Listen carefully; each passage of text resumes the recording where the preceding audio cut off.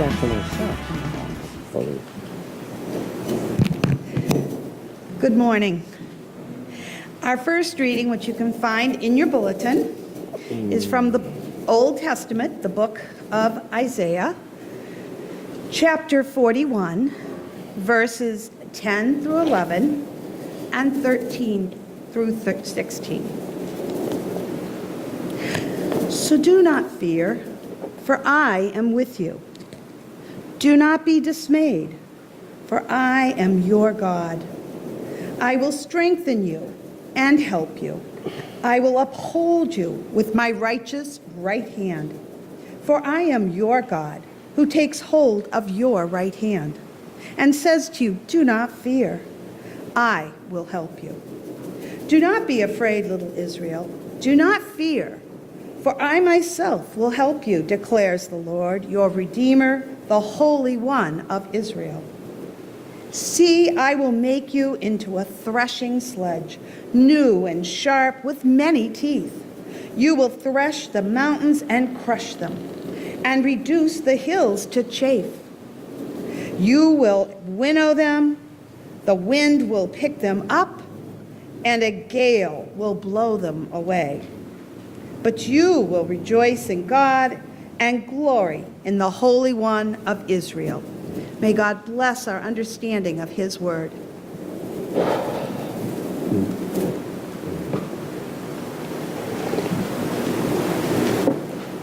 Today's New Testament reading comes from the book of Philippians, Paul's letters to the Philippians, 4 through 9. This is the New International Version. May God bless us in our hearing. Rejoice in the Lord always. I will say it again, rejoice. Let your gentleness be evident to all. The Lord is near. Do not be anxious about anything, but in every situation, by prayer and petition, with thanksgiving, present your requests to God. And the peace of God, which transcends all understanding, will guard your hearts and your minds in Christ Jesus. Finally, brothers and sisters, whatever is true, whatever is noble, whatever is right, whatever is pure, whatever is lovely, whatever is admirable, if anything is excellent or praiseworthy, think about such things. Whatever you have learned or received or heard from me or seen in me, put into practice, and the God of peace will be with you. May God bless us in our hearing, and it's always my prayer that God touches each person in some special way through every reading, usually in some way I don't know anything about, don't understand. It has nothing to do with me. That's one of the cool things about God and about prayer. So I ask that God bless each of you with spiritual hearing.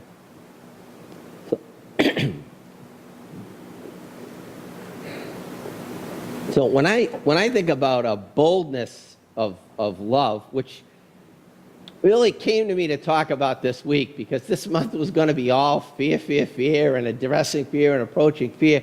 And really the best way to execute fear is not by talking about it and fleshing it. It's good to get things out, but it's really to extinguish it, to vanquish it with love.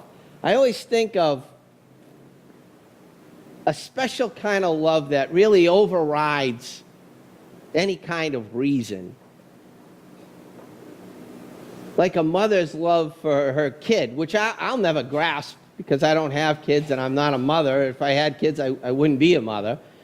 But a mother who would, without even thinking, just automatically put her life in harm's way to protect that kid for the sake of that child. Or people who run into buildings when they're on fire. People who run to trouble because a sense of love overrides their sense of preservation. People who speak the truth, whether it's popular or not. We've chuckled about it a little bit, but pretty much every prophet eventually gets executed. That's part of the job description. Do this, do that, show up, tell the truth, execution, and on to the next.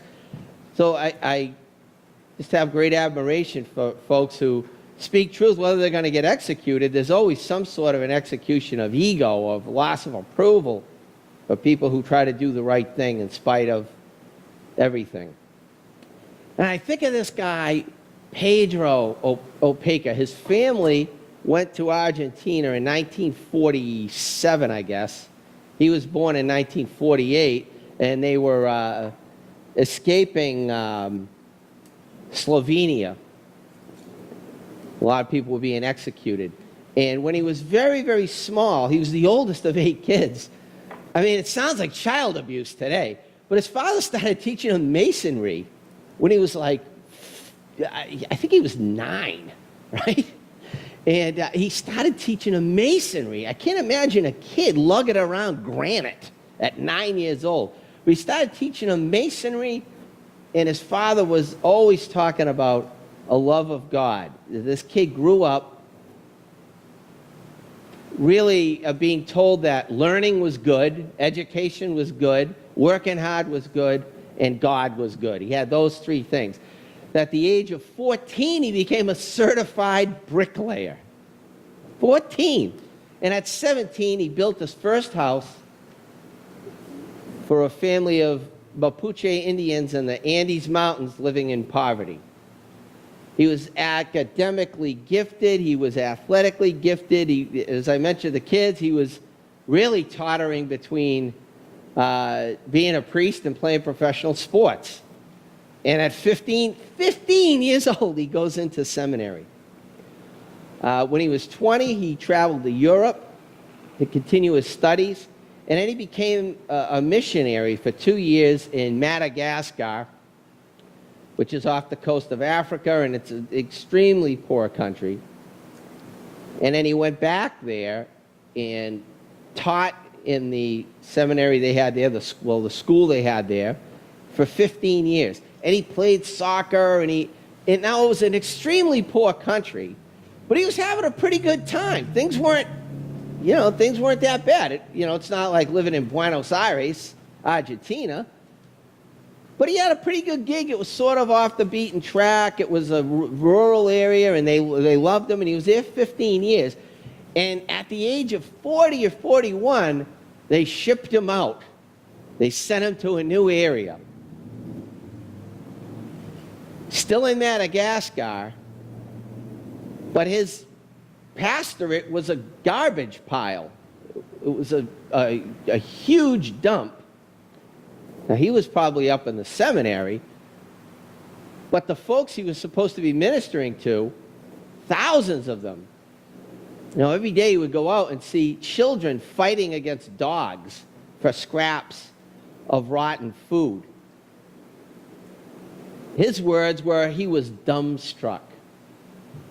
Now, I don't care how spiritual you are or you claim to be, that's a terrifying situation. As he's looking around, and one family, 7 kids died just from unsanitary water. They were poisoned. There was no clean water. And he's looking around.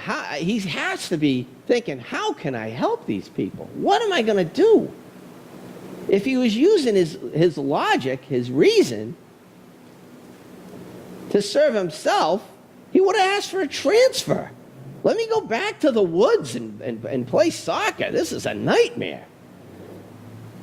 But instead, he recruited some of the men he had trained at his previous post, and he built one house.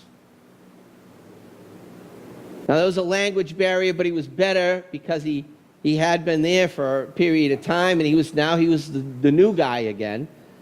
But he went down and instead of kind of hiding out, which is maybe what I would have done, or, shipped out, gone on vacation, he went down and said, we're going to get out of this mess.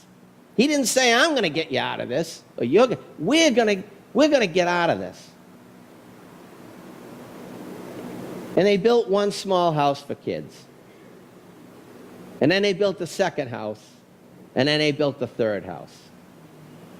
Now around this place, now it was a actual mound of garbage that just went into the sky.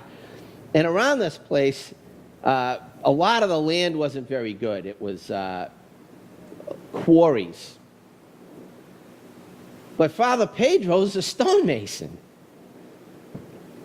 And he began to teach. He brought some engineers that he had trained, and he began to teach the local people how to harvest or mine or whatever they call it, granite. And he taught them how to build their own homes. He saw what they needed, took what he had in his own past. And I wonder if he ever thought, prior to this, the greatest gift God ever gave me is that my dad forced me into hard labor at the age of 9, and I became a certified bricklayer and stonemason. But this was an incredible gift in skill, and he began to help them build their own community. And from this garbage heap, 17 villages. I wish I had an overhead to see. You'd sob if you saw this. The dump and then the houses. I'll give you a link later if you want to check it out. And it's just this beautiful winding road and all these really nice looking houses that these people built themselves. Remarkable to me. So 17 villages now make up this. It's a city. It's a small city. There's about 31,000 people there. 10,000 kids attend schools that this church actually helped to build. There are several hospitals. They've got 4 libraries from a garbage heap. He had to feel despair and overwhelmed when he saw that. But I imagine him saying some version of the fear prayer. God, remove my fear and direct me to what you would have me be. We've talked about this before. Not do, because I've already got 9 bad ideas that come from my fear-based mind. So when I'm anxious and you're anxious and we get together and share our anxiety, right? Initially, there's a little bit of comfort. Oh, God, you feel that way too. Yeah, this is bad. But then it magnifies the anxiety as you co-sign one another's fear. And we start to use reason to block God out, which is how most of us use reason. Reason in itself isn't a bad thing, but my ego mind uses it to block me from communing with the Spirit, from hearing God's guidance. That still small voice is crowded out by all the self-involved nonsense in my head. Now, reason's good, and we need reason, but reason's meant to serve the Spirit, not the other way around. So Pedro probably said some version of, what would you have me be? Well, Pedro, who are you? What are your skills? What do you got? You're a teacher, you're a stonemason, and you're a pretty darn good soccer player. So they created a soccer field, an area. Now, field's probably ambitious, a lot, where they could play soccer together. And he used his stonemason skills to help build this village. And then all kinds of stuff started to develop. They had all kinds of workshops for sewing, embroidery, carpentry.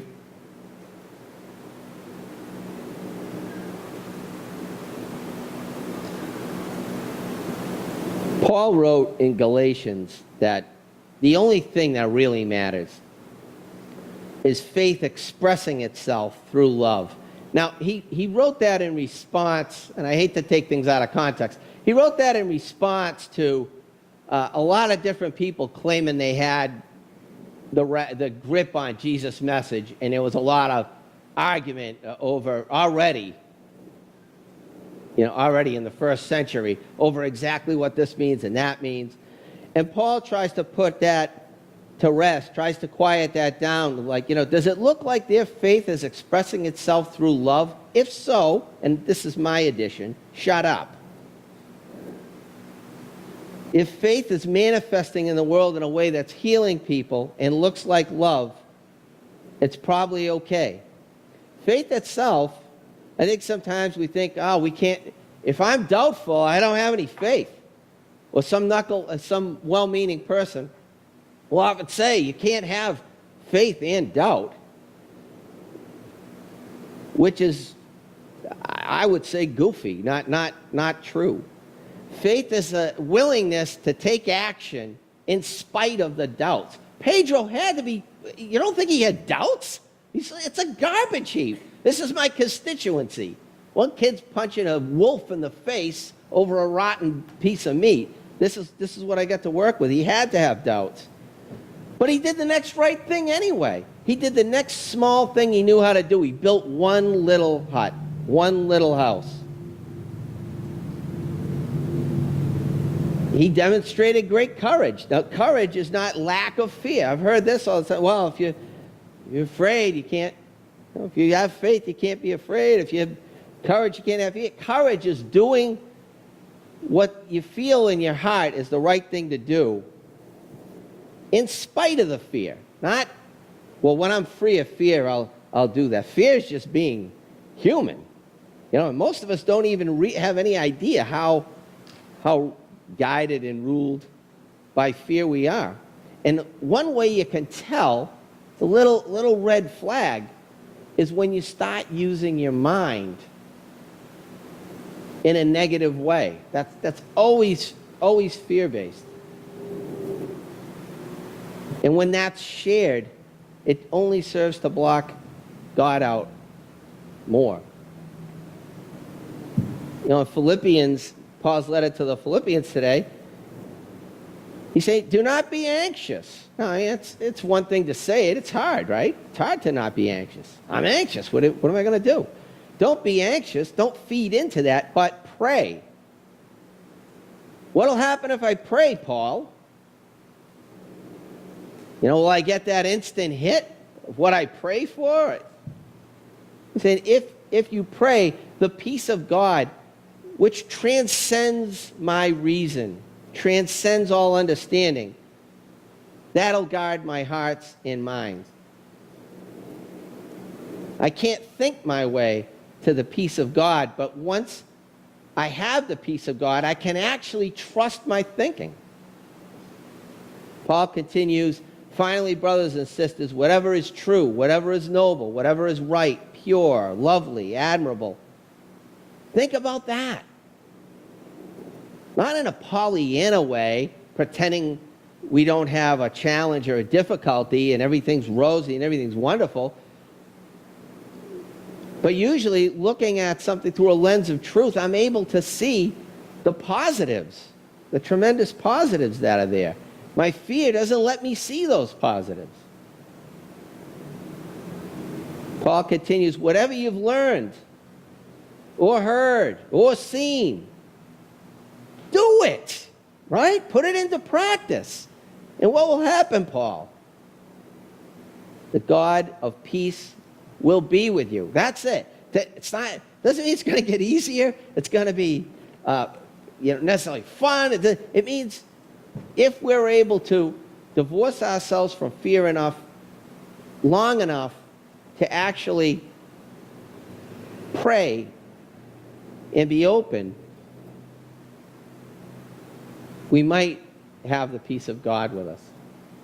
We might be able to see what we're being called to do and be right now.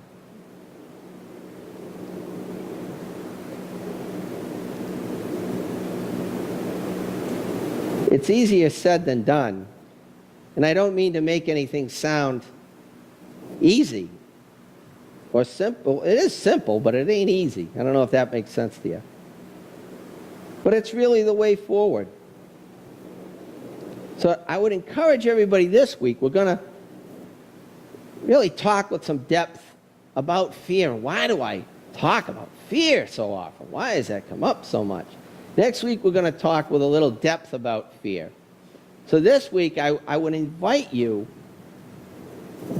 to think about areas of your life, to think about stuff in the church that's causing anxiety, that you're concerned about. And I would invite you to not talk to anybody about it, but to pray about it. Or talk to the pastoral relations team. But nothing is so contagious as anxiety and fear. It spreads. It's not anywhere near as powerful as love, but it spreads a heck of a lot quicker and more easily. So I invite you to take that anxiety, if you have any. If you don't, pray for someone who does. Take that anxiety into prayer and ask God to remove the fear. What would you have me be? Think about all those wonderful things there are about you. How might God use those things God's way? Help me to see why you made me this incredibly unique, wacky individual that I am. If each of us prays that and asks God to show us how we might be used, we got a pretty good shot. Rejoice. The peace of God which transcends understanding. Not going to reason our way to the peace of God. I would ask that God bless each of you with that peace so that you can really use those wonderful minds that you have.